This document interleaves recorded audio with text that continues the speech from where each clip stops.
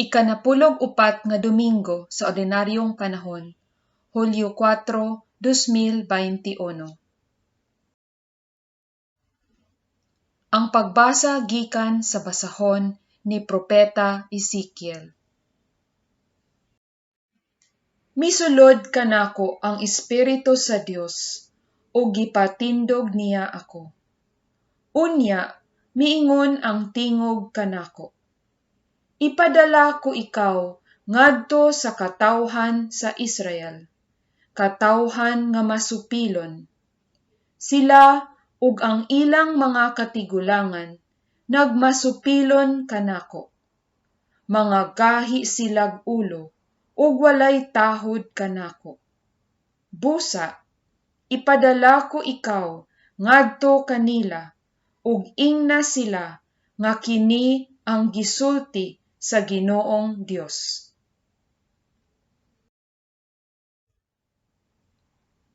Sa ingon, masayod sila nga aduna di ay propeta diha kanila, motuo silag dili.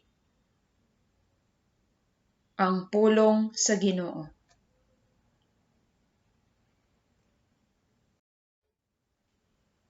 Salmo responsoryo.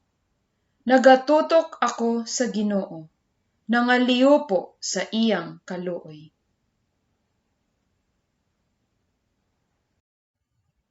Kanimo gihat ko ang akong mga mata, kanimo nga nagalingkod sa trono diha sa kalangitan.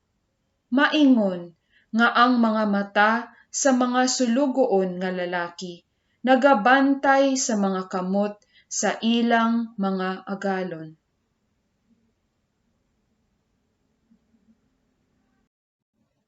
Maingon nga ang mga mata sa sulugoon nga babayi nagabantay sa mga kamot sa iyang agalon nga babayi.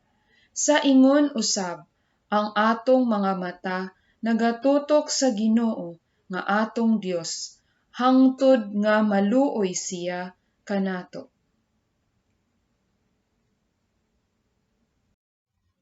Kaluy-i kami, o Ginoo, kaluy-i kami, kay natagbaw na kami sa mga pagtamay.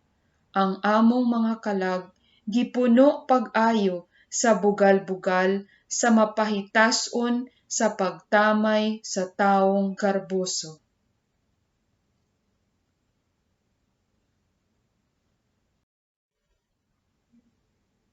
Ang pagbasa gikan sa ikaduhang sulat ni San Pablo ngadto sa taga-Korinto. Mga igsuon, aron dili ako magmapahitason tungod sa daghang katingalahang mga butang nga akong nakita.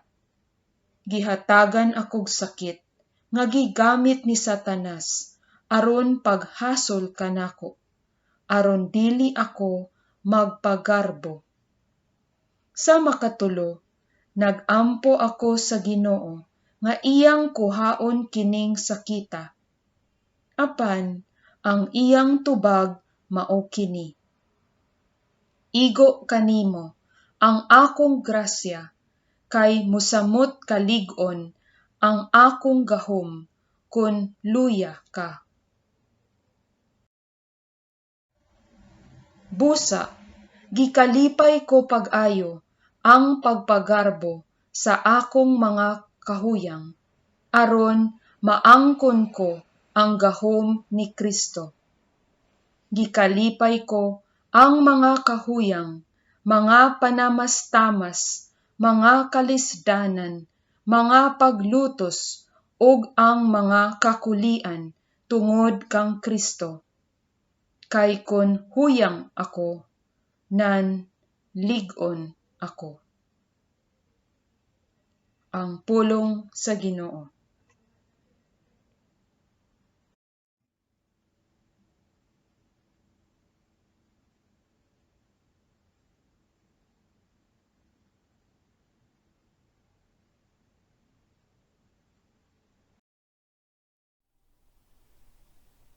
Kinutlo gikan sa Ebanghelyo Sumala ni San Marcos.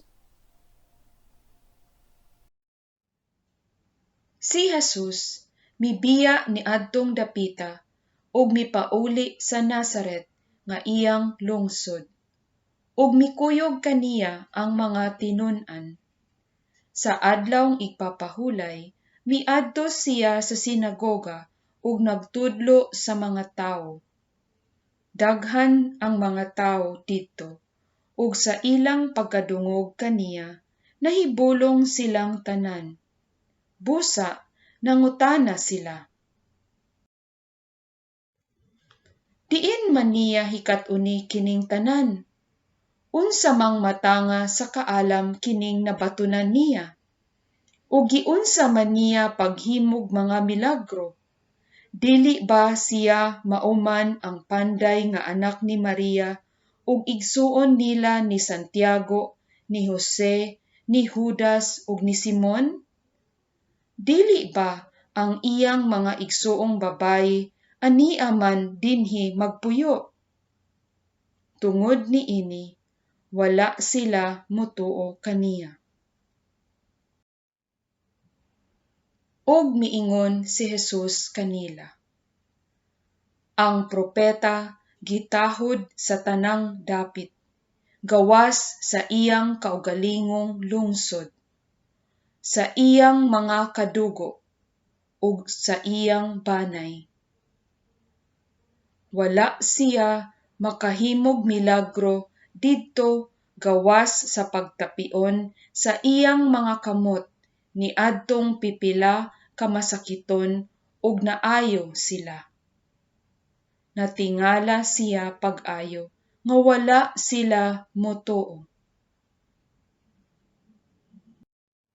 Unya, miadto si Jesus sa kasikbit nga balangay ug nagtudlo sa mga tawo.